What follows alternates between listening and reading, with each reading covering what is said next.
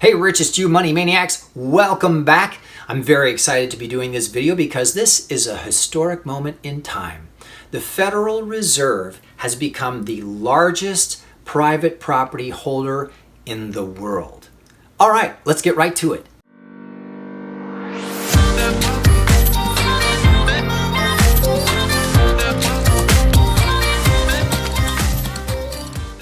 Hey, Richest, you money maniacs, welcome back. Tom coming at you. Thanks so much, everybody, for tuning in. If you're new to the channel and you don't know what a money maniac is, that's somebody who has subscribed to the channel and is determined to master their finances, to learn how to use money as a tool and be respectful of other people's rights. Now, there's a whole video on it that I can share with you another time. Make sure you check out in the description down below, or even just look at our videos for what is a money maniac, and then you'll be able to join the club. So in this video, though, I want to talk about this article that I found on goldsilver.com. Thank you, Mike Maloney, and his amazing team. This article talks about how the Federal Reserve has now completely outpaced all of the central banks combined in buying private equities. And what does that mean? Private equity means that that's not what they're supposed to be buying. Surprise! Look at their charter. They're not really supposed to be doing this. Why? Because what happens is when a centralized banking system becomes the mortgage holder for your home or your car or your computer or your debt, right? Anything that you have, like a credit card, that means they own you. You are enslaved in debt. You are a slave to the Federal Reserve. Well, why is that so bad? I mean, they let me use the money. It's like any bank I borrow from, I owe it to them, because the Federal Reserve is a private bank. They're a private corporation that makes money off of us paying taxes for debt that currency that they create out of thin air. They counterfeit currency out of thin air. They don't even print it anymore. But I'm not going to get into that because I'll just rant. But just as a side note, if you're not already aware of this, all they do is go to a computer and type in numbers. Tick, tick, tick, tick, tick, tick, tick, click. Okay, you have money now. How nice would it be if you could do that every time that you needed to pay your bills? Okay, I'm gonna go into my account and I'm going to type how much I need. I need to pay my rent. I need to pay my car bill. I need to pay my gas bill. I need to pay the water bill. I need to buy groceries. I need some new clothes. And you know what? I'm going to get a haircut this month. Click. Okay, I've just paid all my bills and don't have to do any other work. No value exchange at all. Wouldn't that be nice? See, for you and I to do that, it's called counterfeiting. It's called illegal. But for the Federal Reserve, well, they're special. They can do whatever they want, right? Sounds like a plan to me. Okay, so back to the article. The Federal Reserve is now the largest holder of U.S. debt, overtaking all other central banks combined. Look at the chart here. Foreign official holdings of Treasury notes versus the Fed's holding in USD billions. From December of 2000, it goes all the way up to April of 2020. It's up to $4 trillion worth of treasury notes.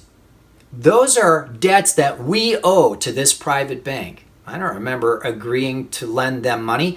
You know, I don't have any references on them at all. I don't know who their friends are or who their family members are or what collateral they're offering for this. You know, anytime someone takes out, I have to take out a loan with a bank, I have to offer up blood samples. I have to give my firstborn child. I have to, let them know where I sleep at night. So how is it that I have to pay them back for something they loaned without even asking? I don't know anything about these guys. Okay, but that's a whole different, we'll get into that another time. So let's get into the article a little bit more. The U.S. Federal Reserve has become the nation's largest holder of debt, overtaking all of the world's central banks in treasury bonds, according to Jerome Blockland. Great name. The amount of debt owned by the Federal Reserve is close to $4 trillion. Can anybody even, do you know how long it would take to count to 1 trillion? More years than you have. If you were to just count 1,000, 2,000, 3,000, you don't have enough time. Okay, so This became one of the consequences of the policy chosen to support the country's economy in the times of crisis. To increase liquidity, the Federal Reserve resorted to buying bonds, which allowed the market to be saturated with cash inflows. The cash inflows to save the economy. Well, I think we all know where that money went, right? It went to BlackRock. It went to all of their crony friends. It went to international central banks. It went to other countries. It went to places that you and I, as U.S. citizens who have to pay this money back, will never know. We will never know where that money went and how many people pocketed it and then turned around and bought stuff right away. Bought houses, bought real estate, bought businesses, bought patents, bought all kinds of cool ideas, and maybe even just got their hair cut, sort of like Nancy Pelosi. Am I allowed to say that? Probably not. So how does this affect you as a person who's trying to master your finances? You need to be aware who you owe money to and why. Make sure that you find ways to remove yourself from those situations. It's real simple. You just decide not to participate. And you say, well, Tom, how can you not participate in taxes? It's really easy. What you do is you pay your taxes as soon as you can, and then you put your money into a laser fund. And if you have some that you can invest, you purchase silver and gold. Now, you're still going to pay taxes on the silver and gold as a capital gains tax, unless, of course, somebody comes along and decides that no one ever has to pay capital gains tax again, which is very unlikely, but they could reduce it considerably. But gold and silver has such a huge upside potential, it's worth investing in, especially silver because it's so cheap. Laser funds are wonderful because once your money's in there, it's protected for your entire life. And then when you die, not only does it blossom into a death benefit for whoever you leave it to, but they can roll it into another laser fund and keep it tax-free also. Laser funds produce tax-free interest that averages 8 to 10% per year, and that's average. A lot of years like these years where things are so amazingly unstable, a lot of years it's a lot higher.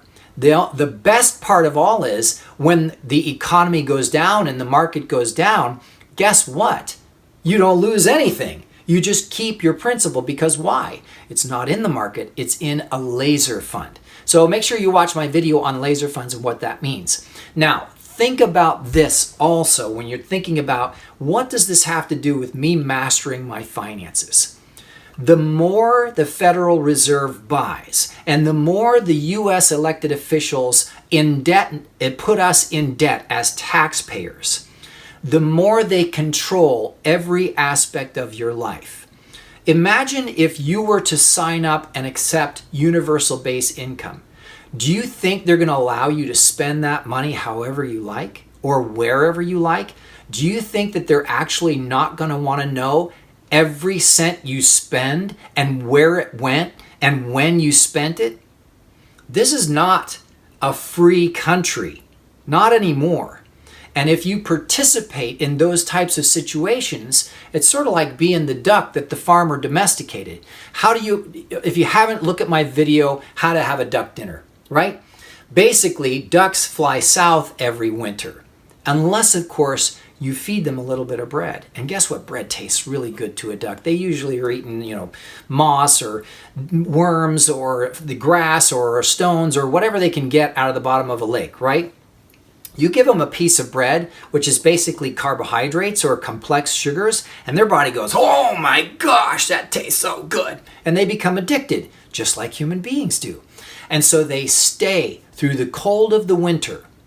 And you can just go out to the lake anytime you want a duck dinner and grab one of the ducks. Why? Because they come to you looking for pieces of bread. And guess what? U.S. taxpayers, you're the duck. So in this particular circumstance, what you're watching happen in this article, and this article, I should say, is making note of it, you're being bought and you're not really receiving any benefit from it. You're not even getting breadcrumbs because all of the corporate friends and all of the political friends and all of the lobbyists are getting all the money that the Fed is printing. All right, so we're just going to stop right there. I think that's a good spot. If you have questions about this, or you don't agree with me, or you just want to learn more, make sure you comment down below. And all you money maniacs out there, thank you so much for subscribing already. If you haven't already become a money maniac, make sure you subscribe to the channel. If this information is at all helpful in opening your eyes and helping you understand how to master your own finances, please give it a thumbs up. Until next time, everybody, thanks for tuning in.